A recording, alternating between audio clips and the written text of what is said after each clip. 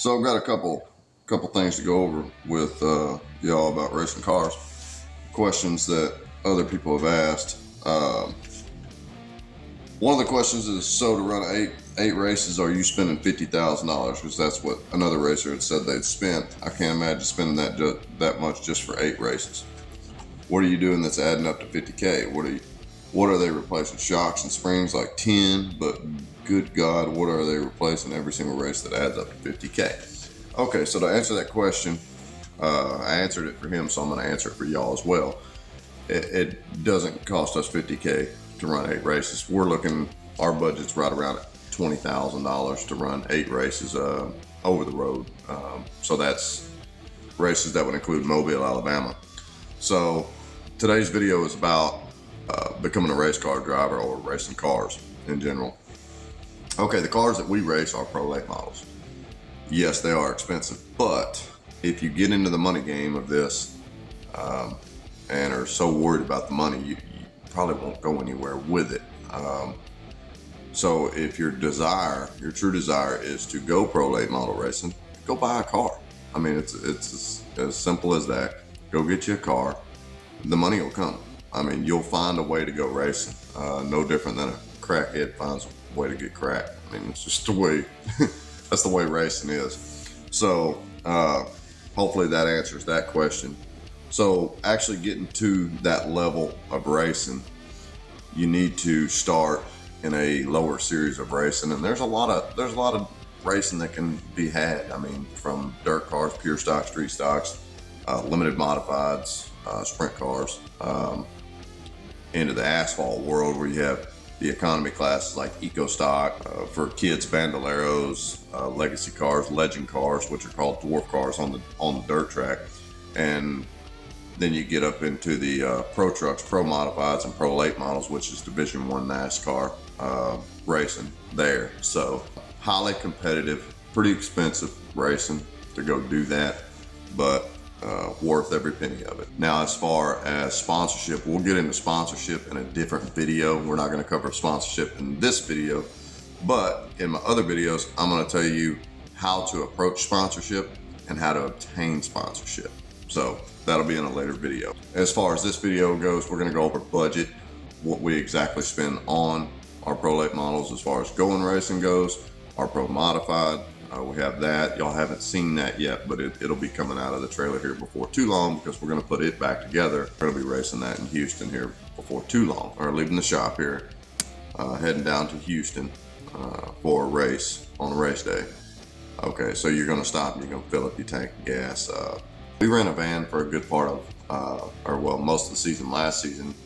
We did take the truck a couple times, but running the van to Houston, Texas, you're looking at maybe a fill up about $70-something, $75. So, okay, so you're gonna put $75 in your tank. Okay, so that's 75. Okay, we got 75. Okay, you're gonna pay for you and your crew to get in. That's 35 plus 35. That's gonna be 2 pit passes with the car. So that brings you to a net total of $145. Plus, you're gonna spend $830 on 1 set of tires. Now, the guys, keep in mind, this is race day only. Okay, so that brings you up to $975. You're going to spend probably about $150 in fuel. So we're going to add $150. So that's going to bring you up to $1125. Okay, that, now keep in mind, that's only with two members, the driver and 1 crew member. And then you're going to pay your registration. So registration on a car like that is going to be $100. That brings you up to $1225. And we're going to give a $50 allowance for food, etc., etc. That's going to bring you up to $1,275. Okay, so bare minimum, guys, bare minimum. No failures, no problems whatsoever, no running to O'Reilly's or AutoZone or etc., etc. You're going to spend $1,275 roughly on race day.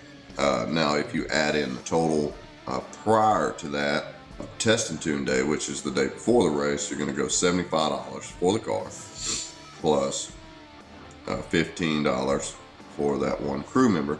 That's going to bring you up to $1,365. Now, here's the kicker.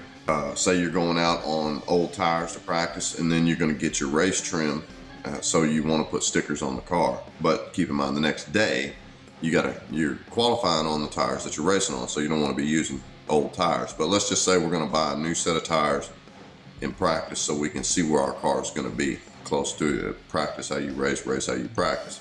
So we're going to throw in another $830, and we're going to throw in another, let's just say $80 in fuel. Okay, so local race in Houston, Texas for us is going to be $2,275. That's what it brings it up to. Now, guys, this is a breakdown of what we're going to spend on a weekend basis that we go racing. So that's $2,275. You can go a cheaper route. You can find people that has pull-offs, scuff tires that you can run on your car. Keep in mind, you're not going to win with them scuff tires. You're probably going to run middle of the pack to back. You know, you're going to be back there competing with the other cars that have scuffs on them. That's just as simple as that. So on a local race, you're looking at $2,275. On a over the road race, which will be Mobile for us, you're going to throw in another $600 traveling cost, $125 for food and stuff, because I mean the extra trip, the extra days there, you're looking at $3,000. So we're spending $2,275 racing local compared to spending $3,000 over the road. Now keep in mind that is 2 sets of tires and the scuffs that you show up on. So, but guys, this is pro late model racing and pro modified racing. That's what this covers right here. Now, say you're going eco racing. Let's say you spend that same $75, okay, to get to the track. You already have tires, so you're going to pay $25 registration. Okay, you're going to spend $80 on fuel. Okay, so you're up to $180. So let's just say you throw $50 on there for hot dogs and whatever. So to run an eco car, you're looking at $230 to race that eco car. If you go over the road, throw another, $500 in there.